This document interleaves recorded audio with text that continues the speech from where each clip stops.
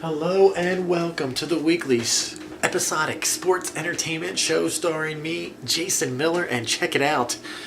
Raw was a little bit disappointing. The go-home show wasn't as good as I was hoping it would be.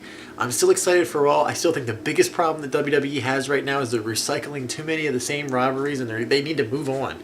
I really want to see a brand new set of rivalries starting right after Hell in a Cell. I am, like I said, I'm a little bit excited for Hell in a Cell, not a ton, but I am ready to move on to the next chapter.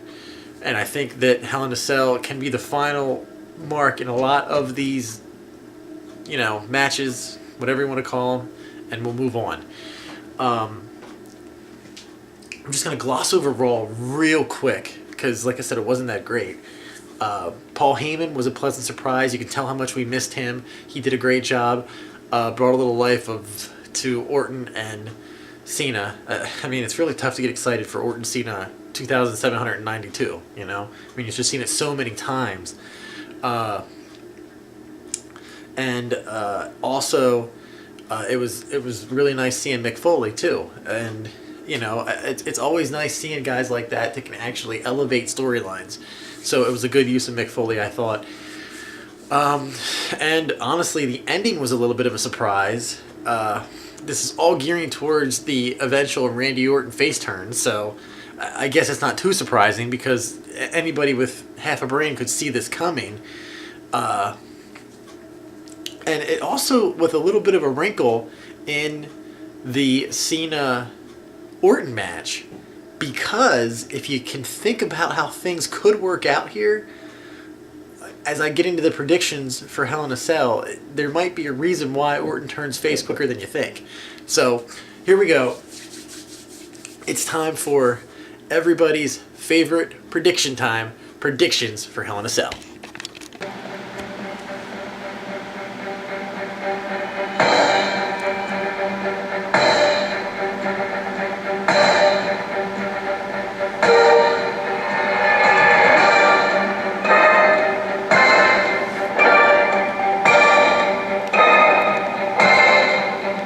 Okay, so let's start from what I'm least excited for, the Bella match. I do not care who is whose slave for 30 days. They're sisters, for criminy sakes. Who cares? I just hope it's short and painless.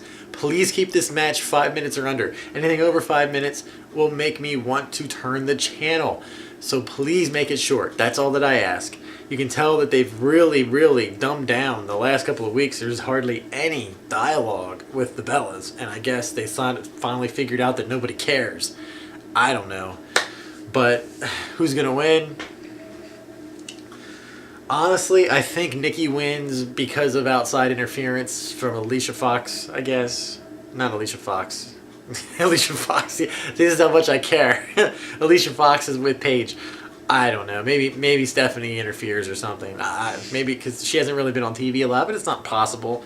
I'm going to go with Nikki because I just think storyline-wise, they'll just keep it going because they won't just spare us the end of it. I would love Brie to be the winner, and that would kind of end the storyline, but I don't see how it would because then she'd still have Nikki be her slave forever. So I don't think it's going to be that quick, unfortunately. So yeah, it's not going to be a good match, and I'm going with Nikki Bella winning it, and then we'll have to see 30 days of more of them on TV, which is not exciting. And as we continue into the garbage of the storylines of Divas, it's so amazing to me how mishandled the entire Paige and AJ situation has been. I think at this point, they're just going to put the title back on Paige because nobody's interested right now. I mean, honestly, I would love for Charlotte to come out or something just to get some excitement. Please, good lord. Oh my gosh, I can't believe how awful the Divas are right now, and they shouldn't be. They could be so much better. Oh my, but yeah, maybe this could finally be the match that we waited to see out of these two, because this is, I guess, their third go around now, maybe fourth. I don't even know, can't keep track. But I still think they haven't hit the peak of what they could have had. But a lot of that is because the storyline's been so bad. But either way, I have a feeling Paige is going to win this, which I know doesn't make sense, and it's not what I do. I don't like switching titles so quickly, but I think Paige is going to win. And this is where you get the Alicia Fox, run-in. Let's see. The tag titles. Of course, I love Goldust, Stardust, or as they like to say, Golden Stardust. But I'm a little bit nervous about this because I don't know who the next tag team is. You got to give me another tag team, and I can't come up with one. Other than the Wyatts, if they ever show up again. I mean, I assume they're going to show up again. Maybe they're going to be singles wrestlers. I have no idea what's going on with the Wyatts.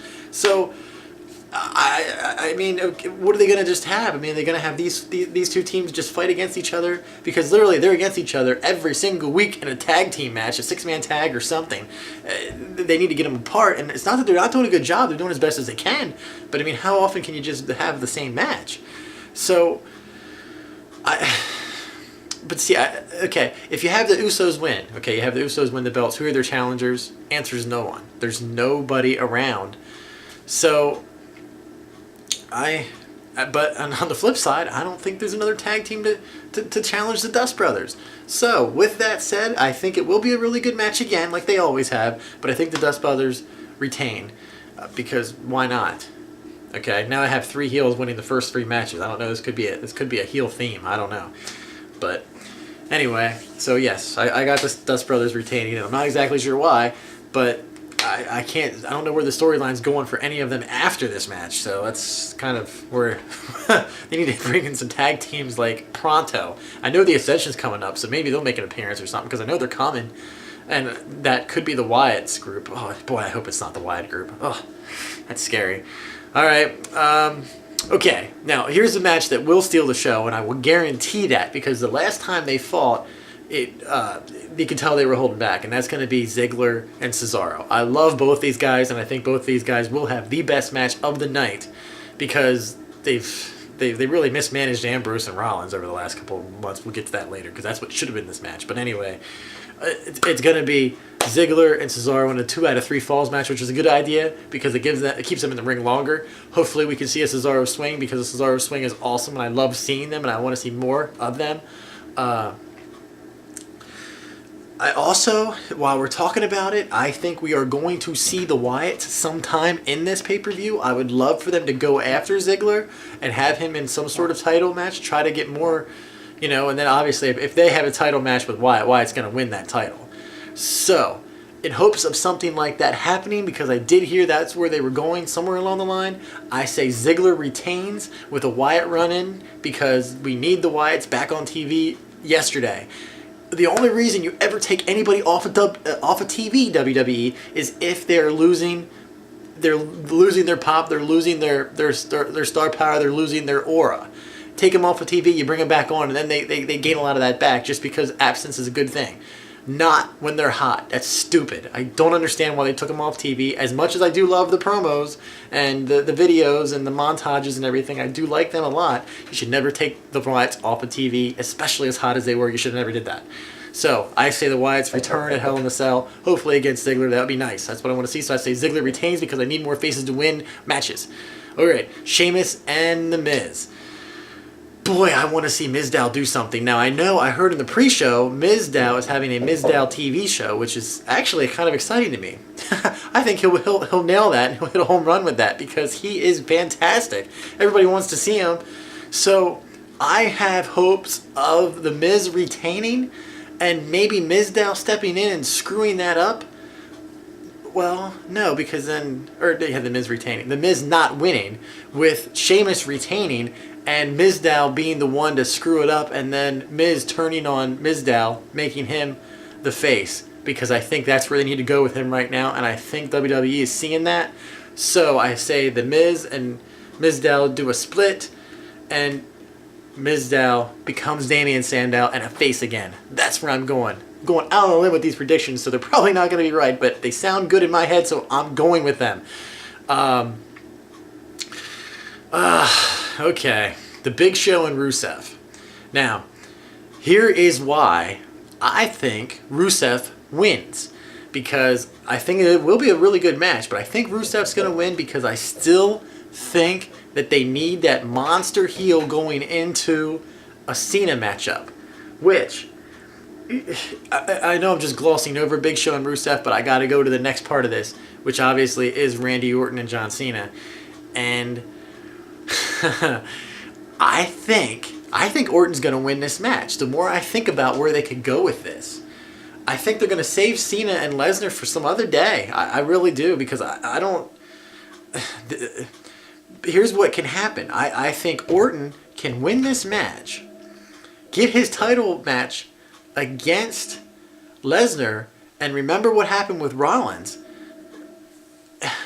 Rollins could step into a match with Lesnar and Orton and screw that up for somebody, and it makes it more of a realistic chance for him to cash in.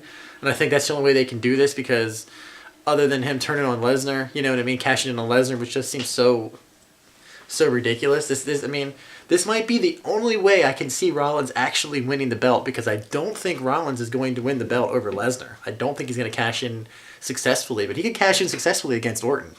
And this could be the way to have Orton turn face. This is the way to do it. And then, because Cena would lose this match, and again, there'll be outside interference, which I know is ridiculous in a Hell in a Cell, but you'll figure somehow you can do it. Orton's not going to win this match cleanly, by no means, I don't think.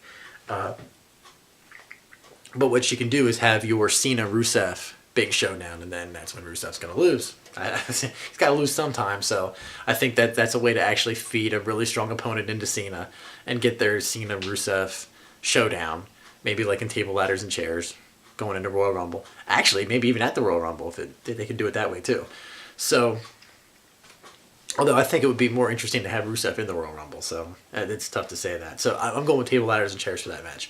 So there you go. I think Orton's going to win. And maybe I'm wrong, because nobody else thinks that. Everybody thinks the heels are going to lose. So that's why I think I can save the last match, which I think they took a lot of steam out of by having so much interaction with Rollins and Ambrose in like 6-man tags and stuff. They should have kept them apart.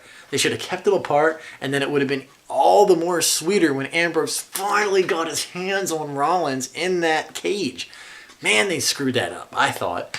So I think it's going to be a crazy match. I mean, Rollins will do the craziest spot of the night. I think you will get that out of the Hell in a Cell. He'll do something nuts. I'm not saying he's going to jump off the top of a Hell in a Cell. No, he's not going to do that, but he'll do something pretty cool out of it. But I do think Ambrose goes over. What's after that for Ambrose? Boy, do I have no idea. That's the problem. And what's next for Rollins? I'm not 100% sure, unless he's lurking in the shadows of an Orton. And that's why they had the whole curb stomp on Orton, from Rollins. So it's not a very descriptive, Hell in a Cell. I think it's going to be an average pay-per-view. I don't think it can be great just because the storylines are not compelling enough. But hopefully, and I think I said this last pay-per-view, hopefully it moves on the storyline. We can wash our hands and start over and at least get one good month. I know this is a time of year that WWF just kind of packs in and throws it in. That's kind of what happens. They just kind of throw out storylines and they don't care because this is like the off season going into Royal Rumble. Royal Rumble's when it's all start heating up. I get that. But I just wish they'd do a better job, man. That's what I wish. So hopefully it's better than I think. I want it to be an above average pay-per-view. I would love to have more surprises.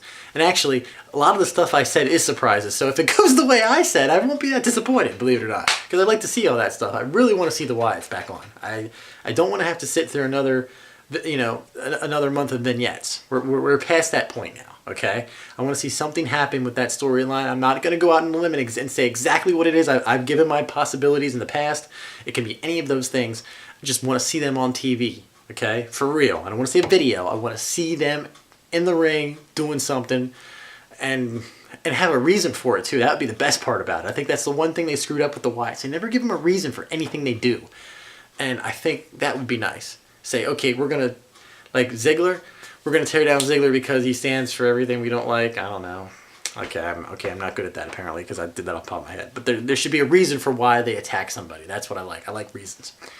So anyway, hope it's good, and I'll talk about it next week. Hopefully it's great.